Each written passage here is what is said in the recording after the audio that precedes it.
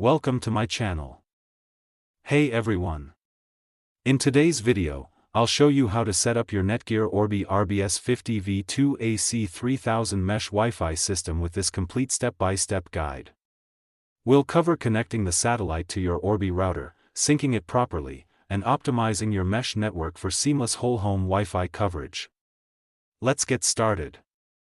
Step 1. Power on the satellite. To begin, plug your Orbi satellite into a wall outlet in the same room as your Orbi router and wait for the LED ring to pulse white, indicating that the device is powering up and ready to sync. Step 2. Sync with router. Press the sync button on your Orbi router, then press the sync button on the satellite within 2 minutes. Wait for the LED ring to turn solid blue, which means a successful connection, while amber indicates a fair connection and magenta means the sync failed.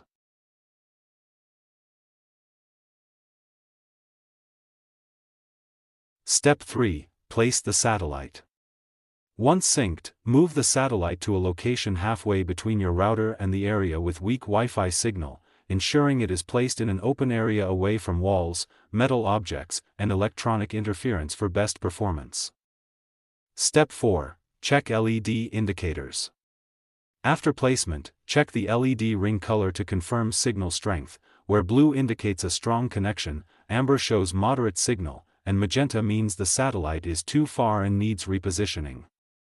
Step 5. Connect your devices. Your devices will automatically connect to the Orbi mesh network using the same Wi-Fi name, allowing seamless roaming as you move throughout your home without manual switching. Step 6. Update firmware. Finally, open the Orbi app or log in via browser to check for firmware updates and install the latest version to improve performance, enhance security, and ensure a stable connection.